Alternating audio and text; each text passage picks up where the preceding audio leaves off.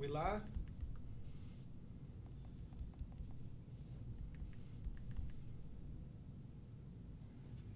All right. Welcome to Table Talk. We're going to give you a few seconds to kind of tune in and log on. Go ahead and share this with your friends, but we'll give it about 30 seconds to kind of load up.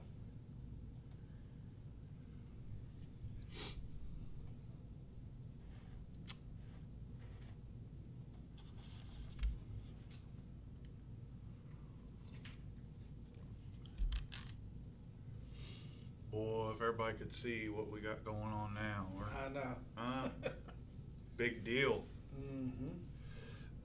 All right.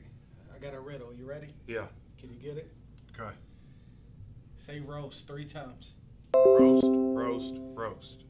What do you put in a toaster? Toast. Bread. Dang it! Bella got me on that this morning. Golly. I always get it. Look, I always get Got on him. those. All right. Bread. Yeah. If y'all could snapshot that, what do you put in a toaster? Toast. Yeah. But Wait. we're live. Don't you? Yeah, No. right. Oh, the toaster toasts the bread. Yeah, you put bread Okay. in the toaster. All right. Yeah. Yeah. All right. So welcome to another week of Table Talk. Just our weekly. We're a session where we talk, give you updates about upcoming events at Matthew's Table. We'll have a talk about a discussion.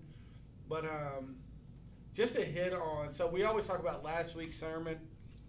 And I preached last week on God is with us in the wilderness. So if you missed that, you can always go back and check all of our sermons out on our YouTube page. You can find those on our Facebook or on our website, MatthewStableOwensboro.com. But ultimately, I just preached on it. We're in a series, so God was with us in the distance. God is with us in the valleys. God is with us in the wilderness. And the big takeaway that I got from that is God led them into the wilderness for their humility. And I think sometimes we make the mistake of, oh, I'm in the wilderness, the devil did it, or I'm in the wilderness, the devil's against me. And sometimes the wilderness is for our greater benefit. Mm-hmm. So if you can get a chance, go back and watch that. I'll go ahead and invite you to the night service, which we'll do that again later tonight at 6. And then Roger will be preaching this Sunday. Yeah. But Roger will highlight our servant of the week, which we do each and every week. Someone that just has been standing out or catches our attention that serves the church well. Yeah, and it's our way to do it this way because we don't get to do it any other way, really. And, man, we love the people at Matthew's Table, and we have a ton of people who love to serve. And we think it's worth the time to mention people individually over a course of time, And this week is Brandi Hine. If you guys don't know who Brandi is, Brandi, if you've been a member or an attendee of Matthew's Table for a period of time and you've lost somebody in your family, and you've received something at the funeral home, it's Brandi Hine who does that in the background. And a lot of people don't even know that. I've had someone walk up to me before, say, "Hey, Nick, thanks for sending something to the funeral home." And I didn't even actually know what it was. But that was cool. And that she does that. A lot of people don't even know it. But she tries to get every single member, if she hears about their family member dying, there's something from Matthew's Table at that funeral. Yeah, she, it's kind of interesting because there's been a few times that I didn't even know somebody had lost somebody. And somehow, she's on it, and she's committed to, whether she's able to do it for forever, I don't know. But, she just does it because also she's on the clean team. Yeah. And she's here weekly, helping clean the church in the background. She never even asks for any credit or a microphone to speak to people. She just serves in the background. She's awesome. And you see the impact that she's had on family members, kids. Mm-hmm. You see the impact that she's having in our church and with the people around her is amazing. Makes me, or reminds me of when Joe preached about the difference between a volunteer and a servant. Like, if you feel like you need to volunteer more than you're actually serving, then you got it all messed up. That's right. You know what I mean? I think one thing she did and does well is you think about like a church, like where can I fill the gap? And that was a gap. Like sending things to the funeral doesn't seem like a big deal till you're at the funeral and no one has sent you anything. Yeah. And she took that upon herself. I even know like she went and met with the place that will ship it out to everyone. Like she already had it coordinated with them. And it's just amazing to see like she's done that, and she served well in that position for a long, long time. And although I know she's human, and I'm sure this happens, right? But I can honestly say I've never heard her complain. I haven't. Not one time has she, came to us upset or complained about anything. And I mean, she knows she can, and there's other things that's been difficult for her, but she just serves. That's right. Like, she shows up. There's been times after Truth and Grace where she's getting like 2 bags of trash. I'm like, man, you want me to grab that for you? And she says, no, I got it. Like, so it's cool, So if you know Brandi Hine, reach out to her. Let her know that we are thankful for her. You are thankful for her. If you ever received anything from her funeral home, message her now and just tell her you appreciate her. Yeah, give thanks for that. Yeah, so the next up is upcoming events. And I know one is our epic New Year's Eve party. Yeah. Where I'm coming after the trophy. No, he's not. Lip sync battle champion. I've been robbed 3 years in a row. Yeah. But I did see last night, kids table is coming after the trophy. Yeah. They got a lot of work to do, I'm telling you. Man. Because God's Girls always got something epic. God's Girls always got something put together. It's actually pretty impressive. They could probably compete statewide, but all I know is we need a big trophy this year. Yeah.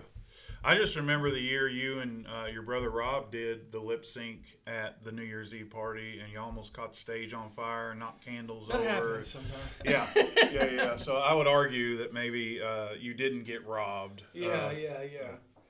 But yeah, it's fun, safe place. Like, unfortunately, just sometimes even being a new Christian, like, what do you do on New Year's Eve where you don't want to do things we used to do on New Year's Eve?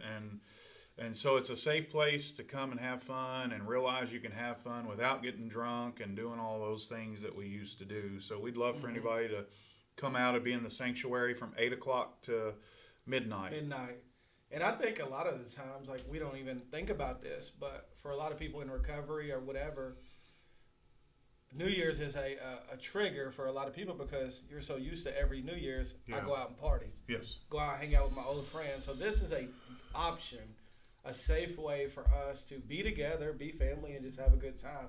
One thing I always enjoy, but a lot of people don't participate, is the dance-off leading up to the to the midnight. That used to be my favorite part. Yeah, now you can't get people to really do it sometimes, but that's one of my favorite parts is the dance. Because they don't have that liquid courage. Exactly. I'm too scared of what somebody's going to think of me. But, yeah. So what else do we have, Roger? One thing I want to mention quickly so I don't forget, but some members of our church who recently have spearheaded making a new women's and children's shelter a reality in Owensboro called My Sister's Keeper. They are having an outreach meal at the women and children's shelter. I think like this Friday, right? Christmas Eve. Christmas Eve. Yeah, Christmas Eve day from 11:30 to 1, and they're asking if you would be willing to help. They need soup, sandwiches, desserts, drinks. The lunch will take place at My Sister's Keeper, 2820 West 4th Street. And they're asking that anybody would want to come help. They would love for you to come and help. They also had mentioned you could Venmo or PayPal, any of them. She has a Facebook page, so you want to get on My Sister's Keeper, Women and Children's Shelter. They have a Facebook page and they have all the information on there. We would love for any of you that felt led to help them with this. So that she made a comment on her page. It was it's helpful to. We don't think about those who are going without, right? She said no one should have to be alone or be hungry during the holidays.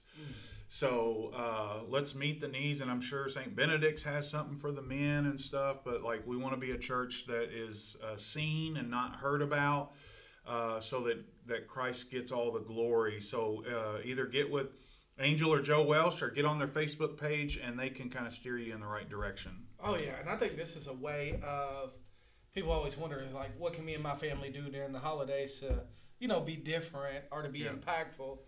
Well, my sister's keeper, that is an easy way to join in with some, sometimes I feel like people think they have to reinvent the wheel or create their own. And it's join into what someone is already doing and be a help and a blessing. So I think she said, make sandwiches or drop off food. Soup, sandwiches. You can donate $10, $20 through Venmo or PayPal. Here's a cool thought, though. They haven't technically or officially opened yet, right? Mm-hmm. And maybe you and your family are considering maybe a new tradition for the holiday. Mm-hmm. Well, this has never happened. So it could be a first time for you and your family to get involved with my sister's keeper, Women and Children's Shelter, by serving at this meal and then make it a holiday tradition, right? It'd be really cool. So, amen. Get involved. Yeah. And so for another announcement, besides that, there's no Truth and Grace tonight, right? Yeah, Truth and Grace is canceled. So even for your kids with youth ministry, they will be in the sanctuary celebrating Christmas with us tonight. So there will be no youth or middle school or high school. Yeah. We'll all be in the sanctuary tonight at 6 o'clock. We'll have kids table for ages 3rd grade and under. But this will be a great time tonight to come celebrate the birth of Christ with Matthew Stable. Yeah, it's an exciting time of the year. We did it last year. It was really, it was a really special service. Last year was the first time I seen how beautiful this church was. Yeah. You had the lights off and the candles lit. Kind of lowered. It was beautiful. Yeah. And I was telling you the other day, just the wedding from this past weekend. Sure, they did a good job. Man, I just got to sit there and really reflect on looking at how, an amazing job Penny did with the decorations, but just how beautiful our sanctuary is and what a gift we have and what Buena Vista has given us. It's amazing. So we'd love for you guys to join us tonight. It's a special time, and we're just going to worship, the fact that Christ has come and that he will come again. And it's going to lead us into some discussion today that some interesting questions you get during this time of the year. And but before I do that, marriage ministry will be Monday night at 6 p.m. So if you are right, it's the last Monday of the month. So marriage ministry will be here 6 p.m. If you're engaged or you are quote unquote with someone right now, you don't have to be married. Matter of fact, if you're a Christian and you're with someone and you are not married, it's because you're waiting to be married. And so marriage ministry would really benefit you. Me and Nick always try to make it if our schedule allows. It is a priority for us. I know they're going to start offering childcare. So I know that was a hindrance to people before. Yeah, couldn't bring the kids. The kids. Now we're going to offer childcare with marriage ministry too. Yeah, that's awesome. That's huge. Yeah, it's huge, and you can be a part of. We love the marriage ministry because it's all about investing into your marriage. Being proactive. Yeah, people wait until their marriage starts coming apart at the seams instead of building on it and improving it as you go. That's right. And that's what this, helps you do. So, man, we're excited about the marriage ministry every month, and we would love for you guys to make sure to make that a priority in your relationship with your spouse, right? For sure. So, yeah. All right, so let's see. And then last thing, we've got some really exciting news that we aren't able to give the details to, but the fact that we have met our adoption goal as a church, that's amazing. Like $10,000, and nobody was able to just necessarily like write a check to see that goal come to fruition. Instead, the whole church got involved, and they sold sandwiches and t-shirts, motorcycle rides. Yeah, there was all sorts of things. Just they had a raffle on the quilt. Yeah. What else did they did stuff all year. Yard sale. They did the yard sale.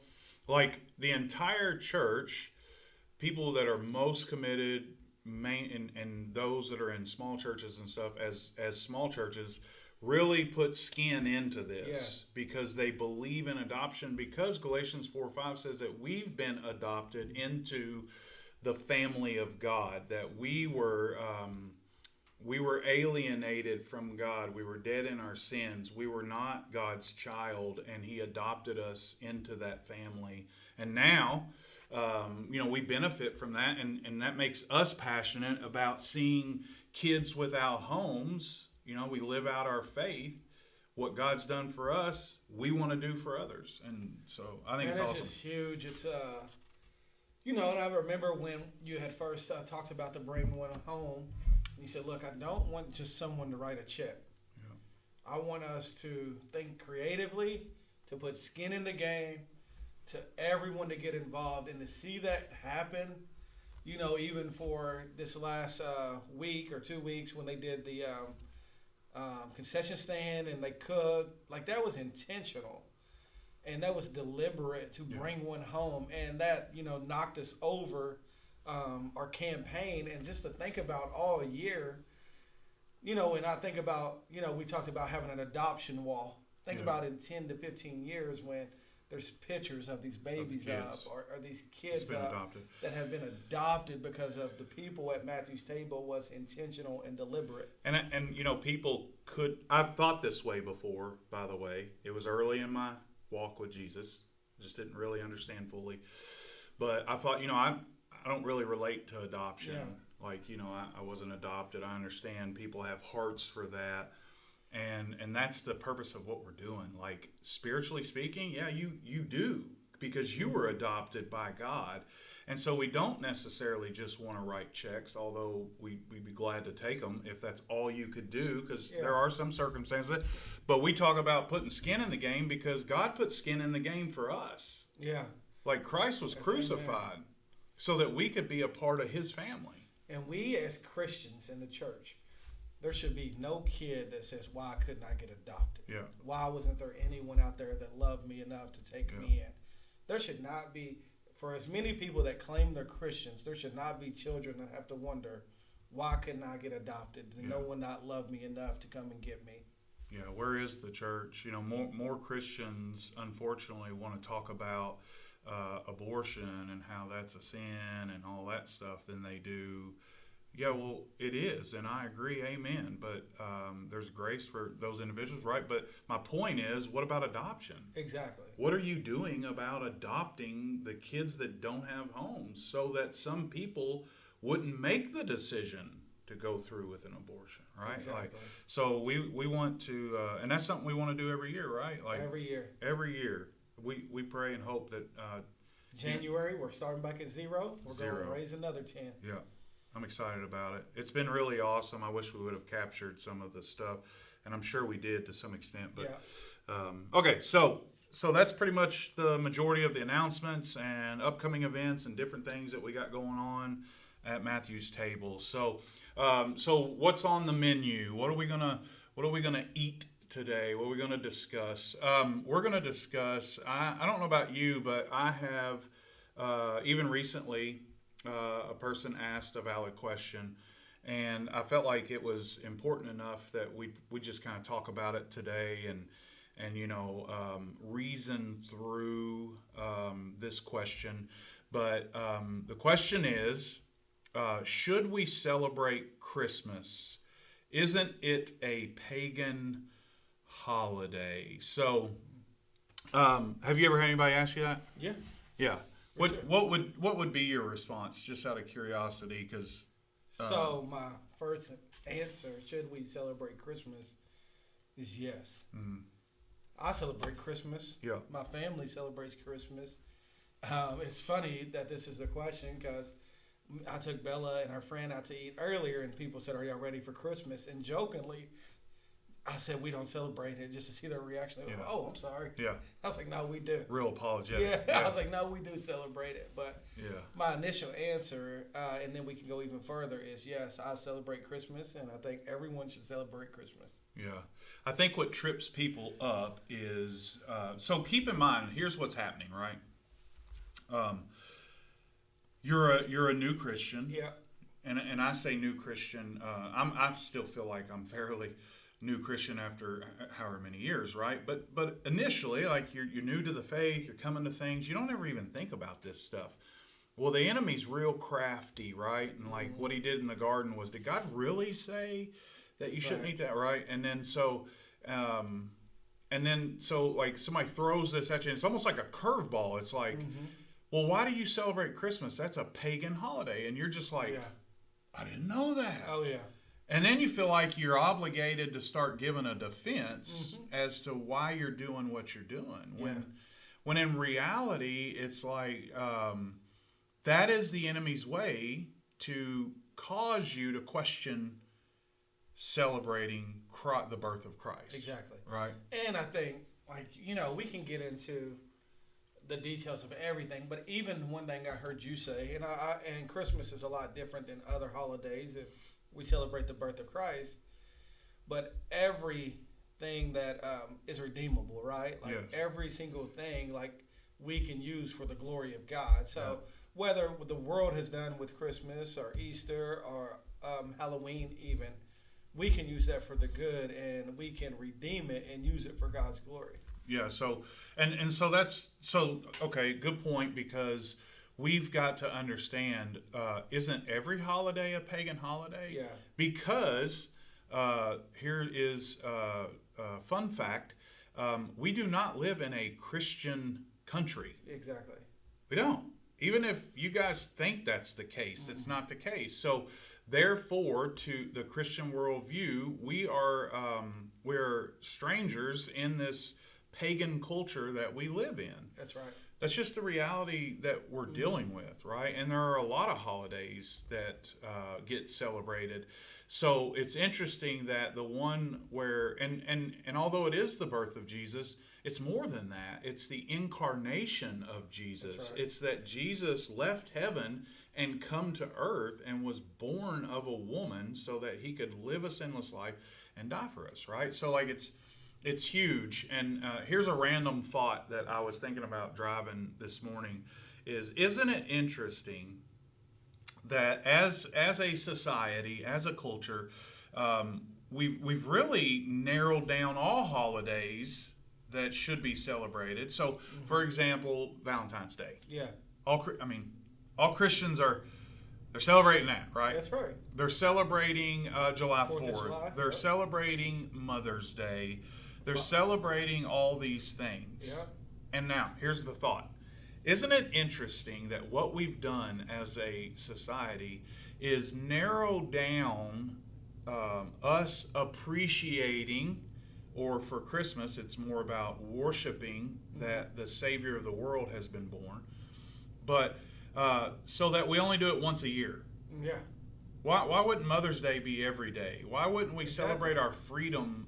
But so what we've done is we've narrowed down some of these important things in our lives to one day, and the enemy creeps in and he only challenges the one where we're worshiping Christ being born. Yeah, just like the enemy, right? Yeah. Like, I'm going to attack this one. Yeah. I don't want you to say Christmas. I want you to say Happy Holidays. Yeah. I don't want you to even focus on Jesus. I want you to focus on this other thing. And I think, like, so for me, so we're talking about the Messiah's birth, right? From the fall on, this was the long-awaited moment. Yeah. And now we get to look back on this moment and celebrate that. So for me and my family, like, I love Christmas. Yeah. I don't like some of the things that go along with Christmas, like half the world goes in debt. Yeah. But I love Christmas and what it represents, and God Himself came and dwelt among us. Like, if we don't celebrate that, then what else should we celebrate? Nothing. Yeah, and that's huge. And so, as a Christian, so some of the challenges that come along with it, and I can point you guys to some resources to study on this, is like the fact that we have the tree. The tree was pagan worship. Sure.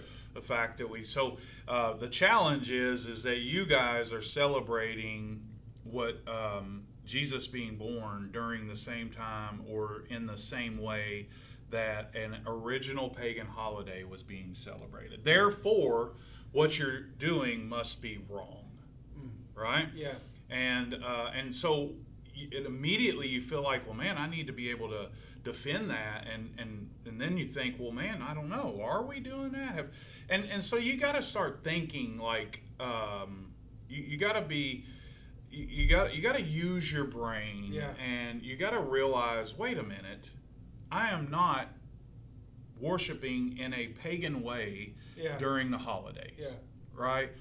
I like what John MacArthur said when he gets challenged on it too, and his response was, God is the creator of all these things that we're using to worship the Messiah being born. Mm-hmm. He created the tree. Yeah. It doesn't offend me. It doesn't bother me. I'm not worshiping the tree. Mm-hmm. Right? Yeah. And so all of these things, like, really just be critical and think, wait a minute, am I celebrating a pagan holiday? Because I don't think I am. Yeah. I always like what Lecrae says, and he says a lot of the Christians attacked him because he had this 116 shirt with a skull on it. Yeah. And they said, Lecrae, you shouldn't wear a skull on your shirt. And he was like, why? I have a skull in my head. Right. And he was like, it's redeemable. Like, everything's redeemable. Like, why is the skull on my shirt bad? Because someone said it's bad, or, someone says this tree is bad. No, it's redeemable. And we can use the good things that God gives us. Like Lecrae goes on to say, like, a knife isn't bad. In the hands of a wrong person, it's bad. In the hands of the right person, a knife is good. It slices up meat. Yeah. You use it for your benefit of what God created it. And I think the same way with Christmas is we use Christmas, and like December, like someone asked, how do we know Jesus was born? We don't, on December 25th. We don't.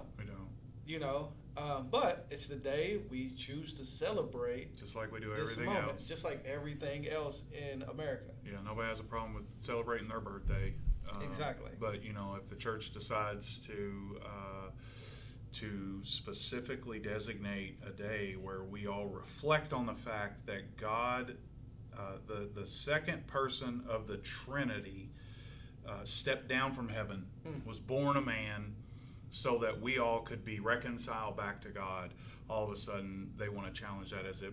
And so what you were saying a minute ago is that because we live in a pagan culture, we have to choose to redeem some things that the culture around us is doing, and as an opportunity. Think about how many people's going to come to church on Christmas weekend that never come to church. Exactly. Easter weekend, never come to church. I even think the same way about Halloween. What we said, it's redeemable, and the church provided a safe place, an alternative. So when I was a kid, guess where I went? Door to door, stranger danger. Yeah. I mean, I was like, how did my parents allow that? Yeah. Because I was 7, 8 around all in Owensboro. Yeah. And now my kids get to come to church and do it in a safe environment. Yeah. And use that. Hey, we're meeting our neighborhood. We're meeting new people. We're, hey, we'd love to see you at church. Now we use what was supposed to be evil and pagan for the benefit of the glory of God. And I think that's huge in every holiday. Yeah, and and if you just think about it logically speaking, like, imagine what's going to happen. Am I going to get to heaven and bow down before the Lord at Judgment Day, and him be like, you know what? There was some truth to the whole Christmas tree thing being pagan. Therefore, me dying on that other tree isn't sufficient for you. I mean, come on. No. Let me tell you a funny story. Yeah, I love funny stories. At a church I used to, when I grew up in, me and Rob, they had gravel, and me and Rob was acting like wrestlers. Mm-hmm. And whoever got out of the circle was who won. You know, if I pushed him out of the circle, I won. Okay. Like the church didn't know that. Next Sunday, we get to church, and they're praying, and they're like, oh, the witchcraft people have came and made this circle and they would celebrate. And we had to say, like, no, that was just us wrestling guys. Yeah. So I just think, like, the church's first response is always, that's evil. It's, everything. We was like, well, guys, actually, me and Rob was wrestling, and we made this big circle. But I just think about moments like that, and like, it was funny, but I had to explain, like, guys, this wasn't a satanic ritual. This was us wrestling. Yeah. Gee whiz. Probably people from that church still talk about that. Probably. Yeah. That was a big moment. I was like, but it's a good point too, though, because Christians want to run to this reality or this idea that, man, we got to be careful never to do anything